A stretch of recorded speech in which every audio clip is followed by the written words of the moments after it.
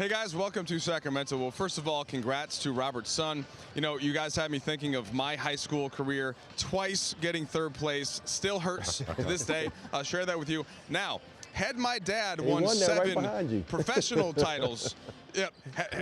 Had my dad won 7 titles, more than anybody that didn't play for the Celtics when there were only 8 teams in the NBA. I don't know if I would be as chesty about it, but I kind of respect the swag level that it takes to talk to Robert Horry about titles.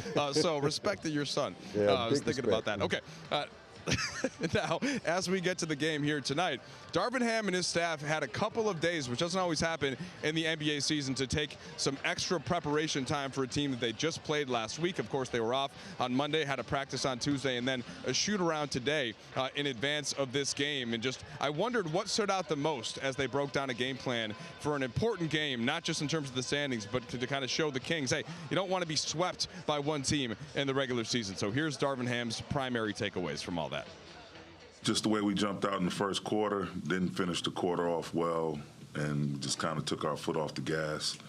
It was a combination, it's like a perfect storm of a lot of different things that went against us in that second quarter. We won all the other 3 quarters, the first, the third, and the fourth. That second quarter, you know, we missed some shots we normally make. Like I said, they actually got their run going at the end of the first. They did what good teams do. You know, they start trying to figure out a way to get back into the game. And in today's NBA, you know, 20, 25-point leads, even 30 sometimes are not safe. And so with that much time left in the game.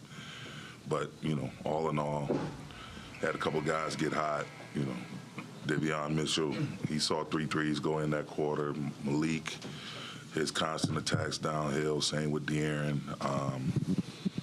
It was tough, but they shifted and we could never recover.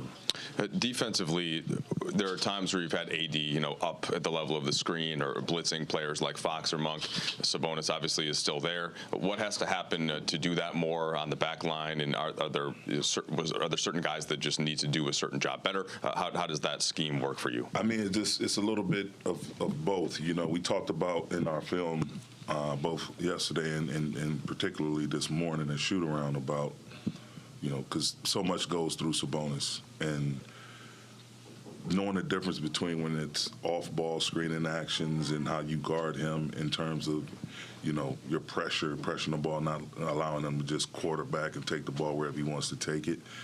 And then also on the flip side, the pick and rolls when he's setting the screening, when he's a screener.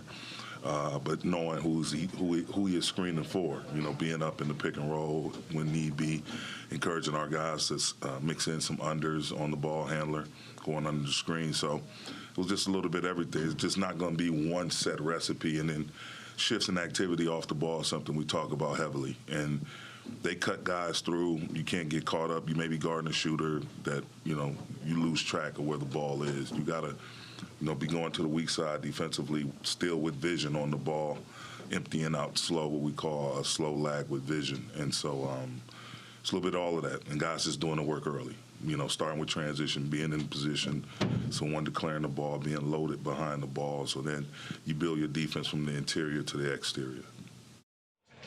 All right, guys, so some talk there about how the Lakers are going to defend a pretty unique Sacramento Kings attack with Domantas Sabonis having the ball a lot at the top of the key, and then Fox and Monk kind of running staggered screens off of it in which direction. The Lakers didn't do a great job of that, of course, in that second quarter especially. One thing to keep in mind, though, Ali, Sacramento, not the best defensive team in the league the last couple of years. They can be attacked, and we'll see if the Lakers can exploit that tonight.